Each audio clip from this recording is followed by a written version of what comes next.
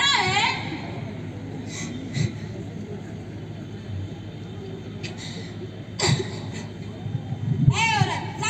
तुझे पढ़ने और ऊंचे ऊंचे सपने देखने का कोई हक नहीं है। मुझे बोलना है, मुझे बोलने की, अपने भावनाओं को व्यक्त करने की आजादी चाहिए। आजादी कैसी आजादी तुमको चाहिए? मुझे बोलना है, मुझे इस समाज में अपनी भावनाओं को व्यक्त करना है। मुझे भी जीने की, मुझे अपनी भावनाओं को व्यक्त करने की आजादी चाहिए। आजादी।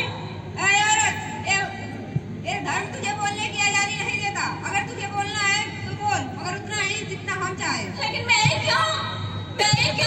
अरे मैं भी इंसान हूँ, मेरे भी कुछ सपने हैं, मैं भी जीना चाहती हूँ। मुझे आजादी चाहिए। आजादी। अगर तुम्हें समाज का हिस्सा बनकर रहना है तो सर ठोक कर और सर झुका के रहना होगा। मुझे मुक्ति चाहिए। मुक्ति। क्या तुम्हें मुक्ति चाहिए? समाज तुझे पढ़ने की अनुमति नहीं देता। पढ़ना है तो पढ़, लेकिन सिर्फ 8वीं तक। लेकिन मैं ही क्यों? अरे मैं ही क्यों? अरे मुझे पढ़ना है।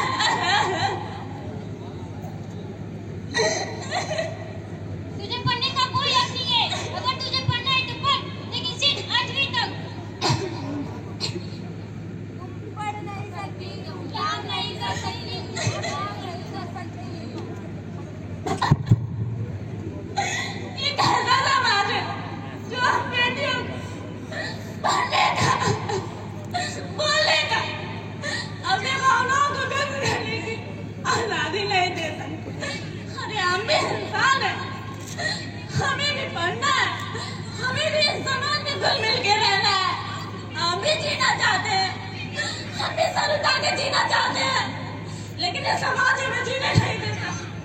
लोग कहते हैं बेटियां साक्षात देवी का रूप होती हैं, लेकिन ये समाज कहता है लेकिन कुछ करता नहीं है। हमें कहा जाता है देवी, लेकिन घर का नौकर ही समझा जाता है। अरे हम भी इंसान हैं, हमें भी सर उठा के जीने का अधिकार चाहिए। अधिकार। धिक्कार है ऐसे समाज को जो हमें जीने नहीं देता, हमें अपने सपने देखने का अधिकार नहीं देता। धिक्कार है ऐसे समाज को, धिक्कार है ऐसे समाज को।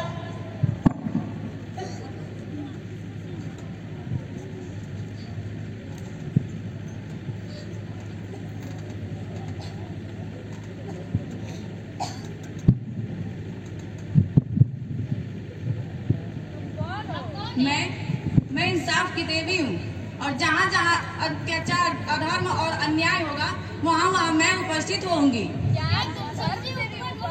हाँ, मैं परिवार, धर्म, समाज और संस्कृति इन सबसे ऊपर हूँ।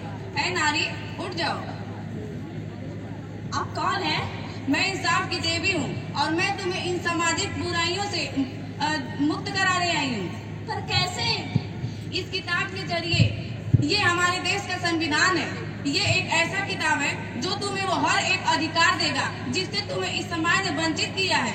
भारत के नागरिक होने के नाते हमारे और आप सबके पास भारतीय संविधान के भाग 3 में अनुच्छेद 12 से 35 तक में 6 मौलिक अधिकार हैं, जैसे समानता का अधिकार, स्वतंत्रता का अधिकार, शोषण के विरुद्ध अधिकार, धार्मिक स्वतंत्रता का अधिकार, सांस्कृतिक और शिक्षा संबंधी अधिकार और संवैधानिक उपचारों के अधिकार। हमारे देश के संविधान में इतनी ताकत है कि वो ऐसे अनेक कुरीतियों की बेड़ियों को काट सकता है। जरूरत है तो बस हमें अपने संविधान के अधिकारों को, मौलिक कर्तव्यों को जानने की और समझने की।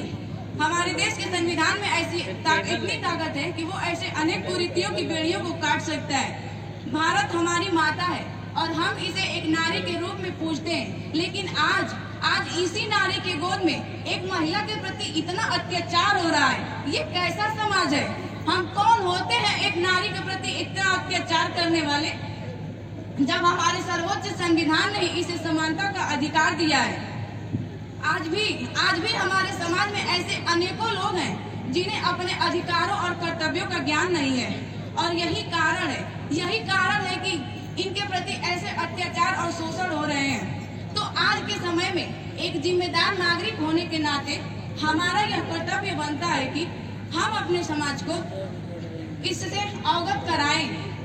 तो आज के इस अवसर पे एक जिम्मेदार नागरिक होने के नाते हम यह संकल्प लेते हैं कि हम अपने समाज से इन अनेक कुरीतियों को दूर कर एक सर्वोच्च और सशक्त समाज का निर्माण करेंगे। तो क्या आप सब भी हमारे साथ तैयार हैं? हाँ तैयार है। तो आइए हम सब मिलकर एक शपथ लेते हैं।